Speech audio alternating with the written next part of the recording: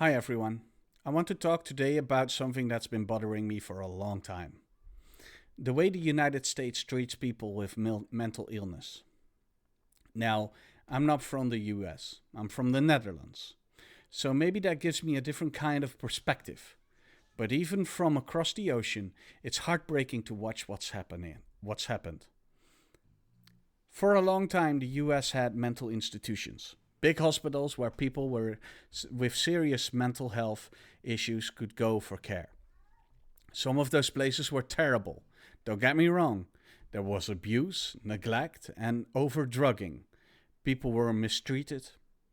That's real. But instead of fixing those problems, the government just shut the hospitals down. They called it deinstitutionalization.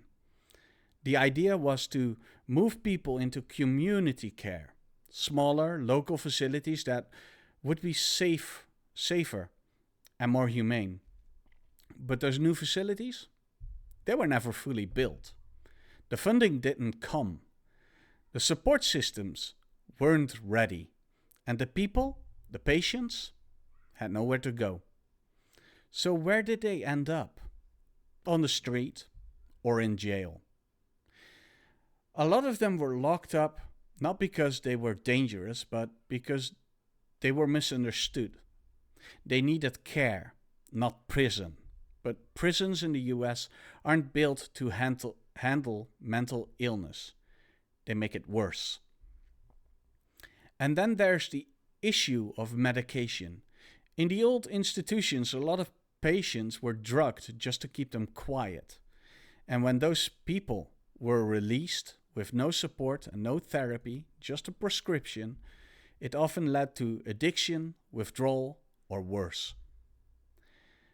This was a systematic failure. The US Health Department didn't just fail to protect people, it actively made things worse by abandoning them. Here's what I believe should have happened. Instead of closing the old hospitals first, the government should have built better ones right next to them. Move the patients into safe, modern facilities and then tear the bad ones down. And the staff, the ones involved in abuse or misconduct, fire them. And don't rehire anyone until they've gone through an extensive background check. No more sexual abuse, no more power games, just real qualified caregivers. And let's talk about money. The US government taxes almost everything: your income, your groceries, your car, your house, and even the roads you drive on. But when it comes to mental health care, suddenly there's no budget. Meanwhile, the US spends more on its military than any other country on earth. Maybe, just maybe, some of that money could have been used to help people heal instead of just preparing for war. I know, I'll never be president because I wasn't born in the US. But if I could lead a country with compassion and common sense, I'd start here. Because the way a country treats its most vulnerable people, that's what really shows its values. Mental illness is not a crime. It's not a moral failing. It's a health issue. And people deserve care, not punishment. It's not too late to fix this. America could build again, care again, and do better.